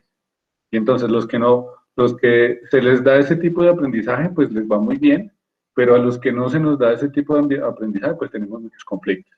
Y eso hace que muchos en el colegio pensamos que no seamos capaces, pensamos que tal vez no tenemos las competencias adecuadas, y resulta que sí las tenemos, lo que pasa es que no nos están generando el ejercicio de aprendizaje de la manera que se me facilita a mí. Y es tremendo, porque entonces ya le toca a uno buscar esas formas, porque la academia que debería ofrecerlas no las da. Entonces, es como lo que pasa ahí. No te preocupes, que eso tampoco es necesariamente como complicado. Entonces, bueno, ¿sí te respondí la duda, Brian? Sí. Vale. Igual podemos luego como avanzar en ello. Si quieres, al final, a las 8:30, echamos carretica a ver si podemos completar. Listo. Entonces, bueno, vamos a hacer el ejercicio de cierre de, digamos, como esta parte de lo de lectura. Traté de ser un poco más dinámico que la sesión anterior porque se fue muy agotado y reiteré. Y lo que vamos a hacer es muy simple. Bueno, es muy simple, no. Según lo que hemos trabajado en estas dos sesiones, alrededor de nuestro amigo Freire, nuestro amigo Pablo Freire, vamos a leer de este libro, que se llama El libro de los abrazos de Eduardo Galeano, que está aquí en la plataforma. Aquí está el texto para que lo descarguen. Les recomiendo si les gusta y lo pueden comprar. Entonces, lo que van a hacer es coger una crónica del libro. Aquí hay muchas crónicas, hay crónicas muy cortas de una página. Miren que no estoy poniéndoles pues crónicas de 10 páginas, no, son crónicas de una página, pueden leer una o dos o tres, o sea, las que quieran leer les estoy pidiendo una solamente. Y esa crónica que van a leer, la lean en clave de Freire. ¿Qué significa leerla en clave de Freire? pues que no se afanen con la lectura, sino que la lean despacio, que la relean, que busquen quién es Eduardo Galeano para contextualizarse sobre el libro, que cojan estos elementos que dice que estudiar es difícil, si de pronto se les dificulta volver a leer, y buscar, por ejemplo, qué relación, cómo pueden, ustedes cómo interpretan o interactúan con estas crónicas, mejor dicho, vamos a hacer eso, y tendríamos entonces, son las 7:48, o sea, nos quedan 40 minutos de sesión, entonces vamos a hacer algo. Tienen hasta las 8, que bueno, si no terminamos podemos hacerlo para la próxima sesión, no nos afanemos, tampoco quiero presionarles la lectura. Entonces tienen hasta las 8:10, es decir, tenemos 20 minutos. Lisette. Profe, qué pena, es que se me cortó en el momento que nos estaba explicando la actividad, que hay que coger una crónica y leerla y... Sí, aquí en la plataforma, aquí está el libro de los abrazos, ¿sí? Sí. ¿Qué es este libro? Pueden escoger cualquier crónica del libro, hay crónicas muy cortas, de una página, fíjate, crónicas muy corticas, o pueden coger varias si les gusta, pueden leer del principio y del final, las crónicas no tienen linealidad, entonces pueden escoger de cualquier lado.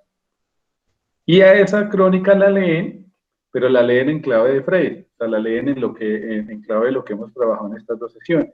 ¿Qué es lo que quieren? Que ustedes cojan ese texto, lo ensayen, lo reflexionen, lo analicen, discutan con el texto, y ahorita a las 8:10, o sea, tenemos 20 minutos para ello, creo que en 20 minutos se puede leer, se puede reflexionar, pueden tomar apuntes.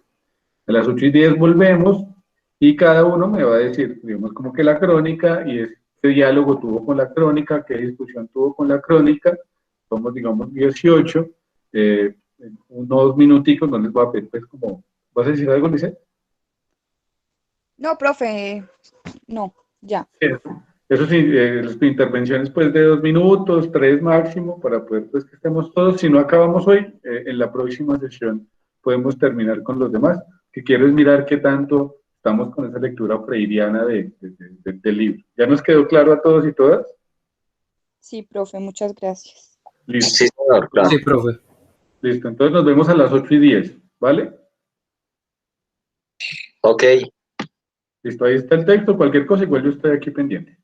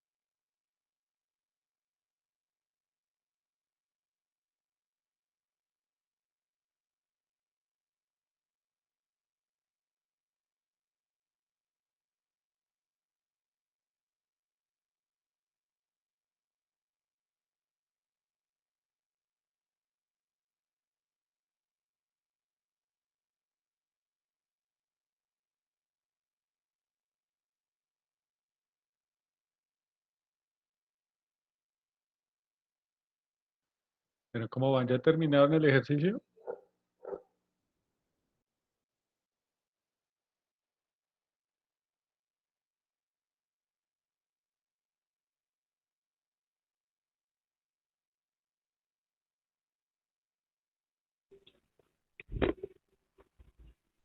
Profe, ahí estamos.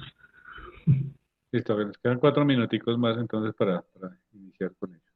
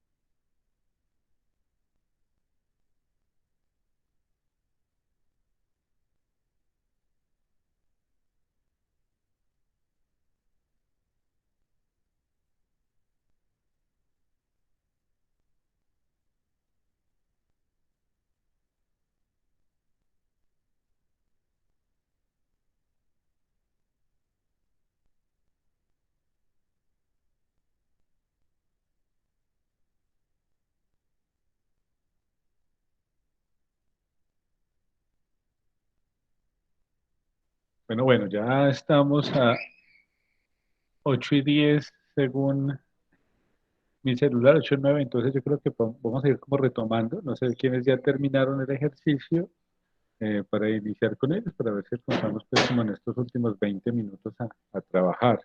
Me puse otra vez los audífonos, espero que se esté oyendo bien, porque hay cacerolazo afuera de la casa y haría mucho ruido si estuviera con el computador. Entonces, ¿cómo nos fue? Bien, profe. ¿Listo, Valentina? ¿Cómo te fue a ti? Bien, profe. Ya, Elegí la historia de Nochebuena. dale, inicia tú, dale, cuenta.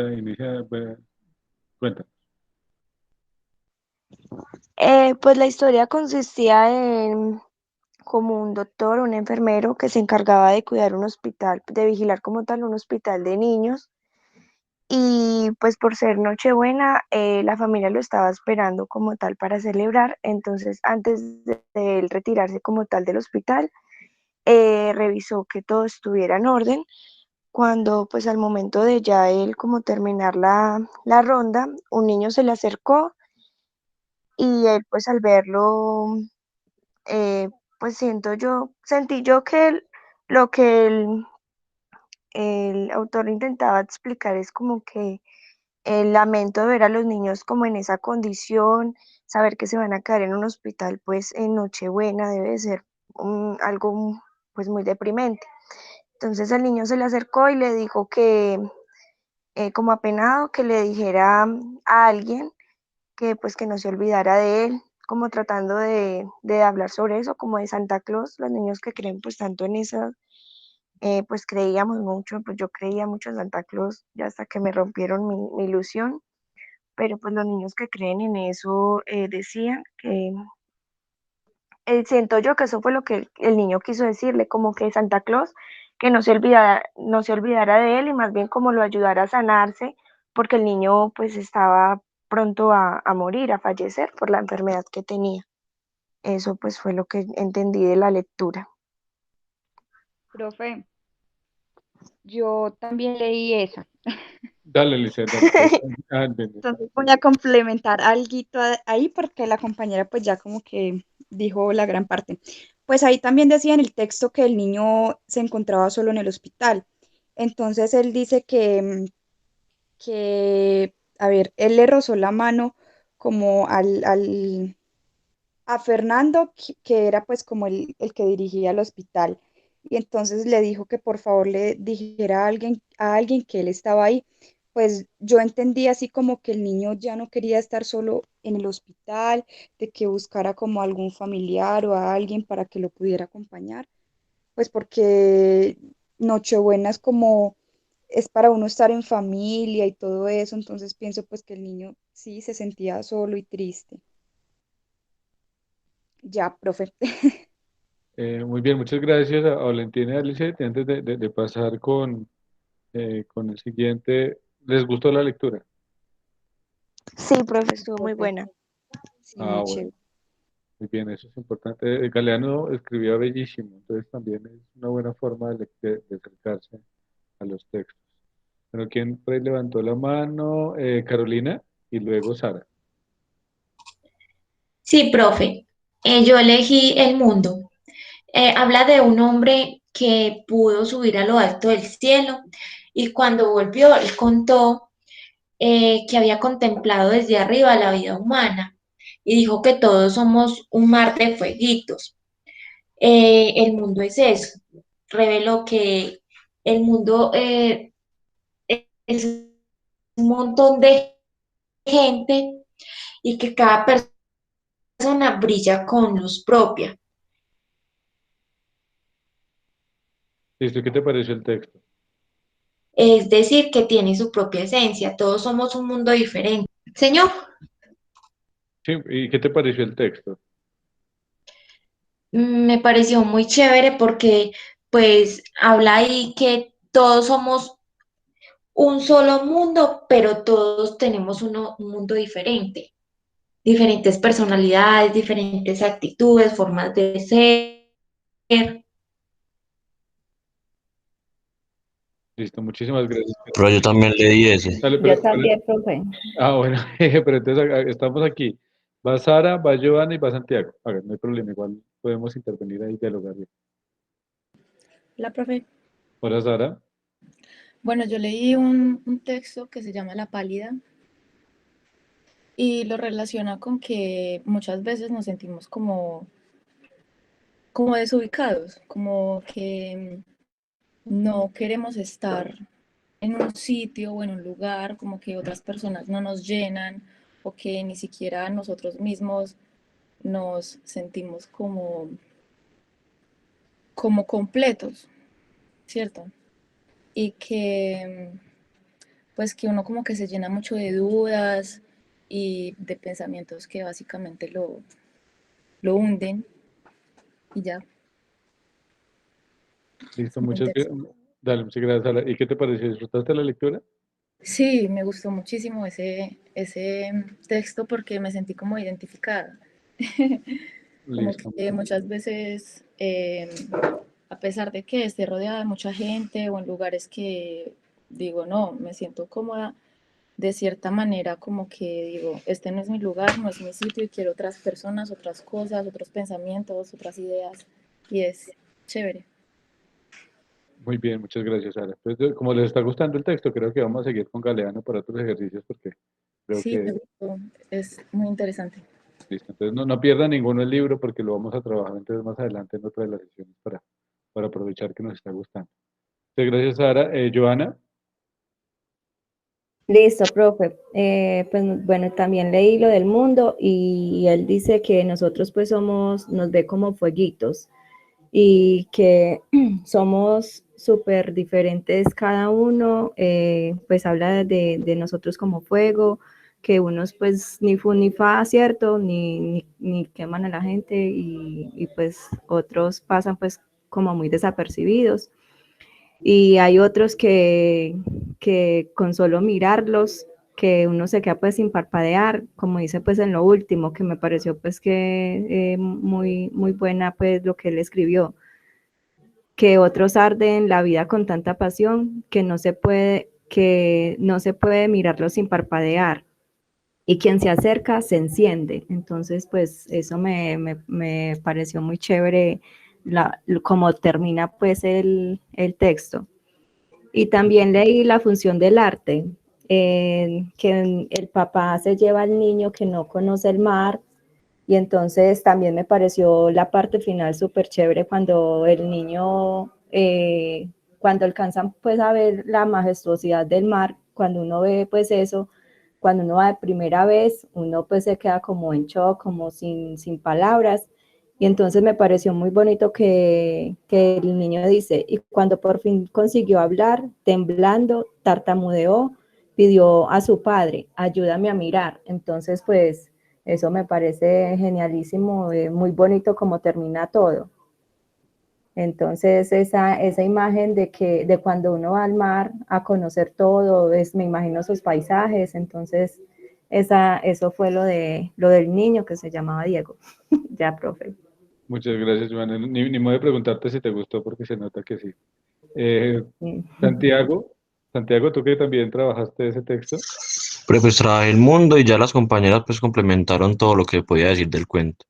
Que el autor habla pues en metáforas de acerca de cómo somos los seres humanos, lo que cada uno puede aportar al mundo, poco, mucho, algunos un poco menos que otros, pero pues, básicamente es eso. Se expresa metafóricamente como llamándonos fueguitos, ¿cierto? Y en el Muy, texto también leí El origen del mundo. dale, cuéntame. Habla pues de un albañil que participó en una guerra y fue derrotado y empieza a buscar trabajo y no lo encuentra pues según entendí, por su color o raza, pues. Y el, el hijo, una vez tratándolo de como de guiar a Dios, le dice, pues lo cuestiona de que si Dios no existe, ¿quién creó el mundo? Y el albañil le dice que fueron los albañiles los que lo crearon. Muy bien, Santiago. Y fíjense que hay tres personas que leyeron el mismo texto, pero hicieron acento en cosas diferentes. Y eso también nos muestra que cada quien tiene su diálogo con el texto. Y no tiene que ser un texto muy largo. Son cosas de 2, 3 párrafos, las crónicas de Galeano, bueno, algunas. Y, y miren que cada uno encontró un punto en el que tuvo, digamos, como más énfasis y eso también es Freire, ¿no? Cada quien tiene su diálogo y esos diálogos están atravesados por ciertos elementos. Muchas gracias por el aporte también, Santiago. Va Ángela Castaño y luego Carlos Parra. Bueno, profe, yo leí un texto que decía el diagnóstico y la terapéutica. Bueno, también leí la Nochebuena, la que dijo la compañera Valentina, pero pues ella ya lo dijo. Yo ahora quiero hablar sobre el texto que yo leí. Y este se trata más que todo es como la fuerza del amor. Dice que el amor como tal es una de las enfermedades más jodidas que puede haber. Y es verdad. Yo creo que todas las personas que, digamos, pues yo creo que todos hemos estado enamorados en algún momento, sea de una persona, de algo, bueno, hemos estado pues en alguna etapa de la vida enamorados de alguien y pues realmente eso es muy complicado, o sea, realmente como lo dice el autor es demasiado complicado porque se puede provocar pero no se puede impedir. Simplemente cuando hay conexión, o en este caso se siente como la conexión con la persona, simplemente no hay manera de usted impedir ese sentimiento que lo lleva hacia esa persona. Dice también que ni la brujería, ni el agua bendita, ni siquiera el verbo divino puede impedir el enamoramiento hacia una persona. Y pues realmente a mí me gustó demasiado el texto. Alcancé a leer 2 y realmente pues me gustó mucho, la verdad. Muchísimas gracias por los aportes, Ángela. Y sí, esa lectura del amor de Galeano es difícil, pero cierta. Va Carlos Parra y luego Betty, creo.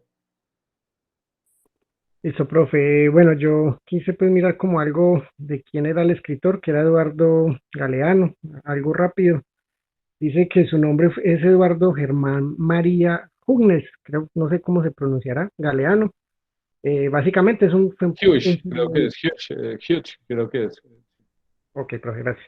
Dice que fue un periodista y escritor uruguayo, considerado pues uno de los escritores influyentes en lo que es la izquierda de latinoamericana. ¿Sí? Bueno, dice que nació en 1940, el 3 de septiembre, y murió el 13 de abril del 2015. Pues eso es como la fecha del escritor. Analizando un poco el libro, los personajes que narra mi cuento es el arte desde los niños, es Mario Montenegro y sus hijos. Son pues como los personajes del cuento. Bueno, básicamente él ahí les narra dos cuentos. Uno que son los 70 conejos que se suben uno encima del otro hasta alcanzar la jirafa. Ese es uno. Y el otro es un conejo azul que estaba solo pues en el cielo y una estrella lo llevó a pasear por el cielo y visitaron la luna. ¿Sí?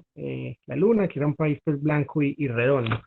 Pues la verdad me gustó el cuento porque pues es como muy imaginativo, lo lleva a uno como a imaginar cosas, como a recrearle a uno esa imaginación que de pronto cuando uno va creciendo se pierde y que tal vez a veces uno necesita. Me gusta también pues el cuento porque aquí nos habla como tal de que no es malo siempre estar solo, ¿cierto? Acá nos dice pues que el conejo estaba solo en el cielo y que encontró una estrella, ¿cierto? Siempre hay como una salida a cualquier circunstancia, a cualquier dificultad. Entonces eso nos hace pensar en eso y a pesar pues de los problemas que podamos presentar, siempre va a haber pues como una salida. Dice que en el cuento nos lo narra como ese sitio pues como blanco y pues y bonito, ¿cierto? Y redondo que dice acá. Prácticamente fue eso, profe, pues, lo que yo leí. Muchas gracias, Carlos. Y fíjese que Carlos es un ejercicio muy freudiano y es ir a averiguar sobre el autor. Averiguó quién era Eduardo Galeano. Entonces ya ahí no hay una lectura solo, digamos, desde la crónica, sino también buscó quién era él y eso le permitió hacer un tipo que fue de izquierda en América Latina. Tiene un texto que se llama Las venas abiertas de América Latina, profundo. Tiene un libro de crónicas a los que les gusta el fútbol, que se llama Fútbol de Sol y de Sombra. Si a ustedes les gusta el fútbol, léanse eso. O sea, es un libro corto, no sé, creo que tendrá 100 páginas o menos, pero es disfrutar. O sea, si a ustedes les gusta ese deporte, disfrutan cada página con mucha pasión para que le echen ojo a ese libro. ¿Cómo llama, profe? Fútbol de Sol y de Sombra. Yo lo tengo de digital, si quieren se los mando en PDF también, pero lo pueden conseguir fácilmente en Panamericana, pues si lo quieren conseguir. Betty. Profe, mi crónica se llama El lenguaje del arte. Esta trata de un chinolope que quería salir de pobre y se fue a Nueva York. Allá alguien le regaló una cámara y él pues medio le enseñaron a manejarla porque él nunca había tenido una cámara. Cuando salió a las calles escuchó una balacera y él como pudo pues apretó el botón y miró por el lente y tomó una foto. Entonces, por esa foto le pagaron pues millonadas, le pagaron mucha plata por esa foto, porque él en esa foto reveló la muerte, le tomó la foto a la muerte. Entonces acá en la crónica dice que la muerte no es ni el muerto, ni el que mató pues, ni el asesino, sino que dice que la muerte es la persona que lo vio. O sea, al que mataron estaba en una barbería, lo estaba pues rasurando. Entonces él le tomó la foto, fue al señor de la barbería, al barbero, y él fue el que en ese momento fue la cara de la muerte. Ya, muy bien, sí, yo recuerdo esa crónica. ¿Y qué tal, por ejemplo, la descripción?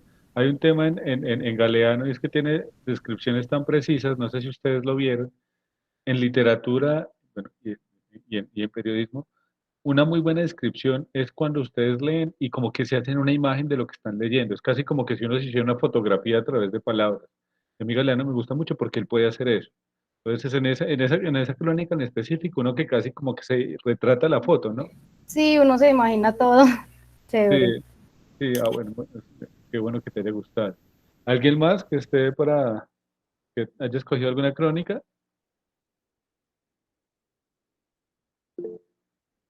Eh, Felipe, por favor, y luego Edison. Profe, pues el texto sobre el cual leí se llama El hambre 2.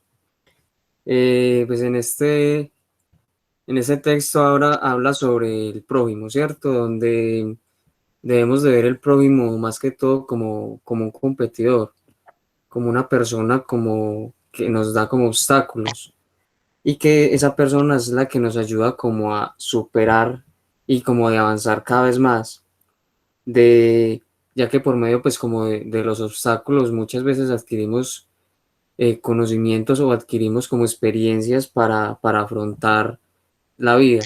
Entonces trata de esto y trata también de habla sobre el hambre de, el hambre sobre el pan y el hambre sobre el hambre de abrazos. Entonces esto quiere decir que muchas personas pueden no tener hambre de pronto de consumir alimentos, sino de sentirse de pronto solos o de sentirse vacíos y como de esa falta de afecto donde les hace falta es como un abrazo que les llene ese vacío que tienen. Entonces muchas veces tratas como esto, donde de pronto la persona está pues, está bien pues en cuanto a comida, de pronto no le hace falta pues nada, pero siente ese vacío en su interior de falta como de una persona que le dé como un abrazo y que lo ayude como a fortalecer. Pero eso fue como lo que entendí acerca de este texto. Muy bien, Felipe, y creo que es muy cierto y está muy emparentado incluso en cómo se configuró mucho tiempo la crianza. Creo que eso afortunadamente ha cambiado mucho, pero a nosotros nos criaron, incluso a nuestros padres, en el sentido de que una buena crianza era comida, era educación, bueno, depende de las capacidades, era eso, pero no era afecto. Y sobre todo, por ejemplo, en el hombre, ¿no? Entonces, la tarea del papá era llevar el mercado o de proveer, si el hombre que provee, pero la relación afectiva era solo eso. Entonces, hay unos papás distantes que no, que tratan de no estar cercanos porque pareciera que lo afectivo no era un rol paternal. Eso, pues, por fortuna ha cambiado mucho, pero fíjate que Galeano habla un poco también de eso, ¿no? A veces uno cree que el problema es económico, de comida, o de cuando hay tal vez un abrazo, un afecto puede ayudar. Muy bien. Eh, ¿Quién seguía? ¿Edison? Creo. Sí, señor, yo. Eso, dale, para que cierres.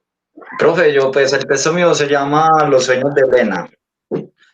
Yo lo comparé pues más o menos como en la vida de cada uno de muchas personas, incluyéndome yo, de que nos da mucho miedo, por ejemplo, arriesgarnos un poquito a alcanzar los sueños. Nos da miedo, por ejemplo, en que de pronto nos vayamos a estrellar. O sea, como la invitación a que, pues, no cortarnos las alas, sino siempre mirar más allá y arriesgar, porque de pronto perdemos muchas oportunidades por el miedo de arriesgar. Listo, muchísimas gracias. ¿Vas a decir algo más? No, profe, listo. Listo, muchas gracias, Edison, por el aporte. Ahí aquí en el chat del Messenger, del Meet, perdón, estoy hablando de 20 años, les compartí el PDF del libro de fútbol, Fútbol a Sol y Sombra, se llama. Eh, para los que les gusta, para que lo trabajen. Los que no, si quieren, sigan con el libro de los abrazos, porque ya que nos gustó, creo que nos gustó bastante leerlo, vamos a seguir trabajando sobre él algunas cosas. Además, les cuento que Galeano tiene algunos videos en YouTube, entonces se puede trabajar como, pues, como permitir, como darle más más vida a esta clase y no seguir pues en esa línea un poco monótona, aunque creo que estos ejercicios sí son como fundamentales. Bueno, Jorbert no vino hoy, ¿cierto? Sí, profe, aquí estoy. Ah, Jorbert. Bien. Brian Osorio. Yo, profe. Listo. Ah, Brian, sí, hubiese estado perdón. Listo. Santiago Quintero. Santiago Quintero no vino. Bueno, no, está ausente más bien.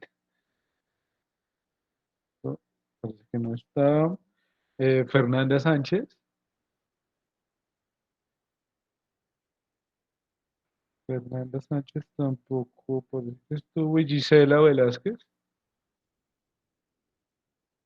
Gisela tampoco estuvo acompañándonos hoy en la sesión. Para los que no intervinieron en el Meet, les recuerdo hacerlo en el foro. También, bueno, también los que han participado, recuerden que es importante que hablemos en el foro un poco sobre esto.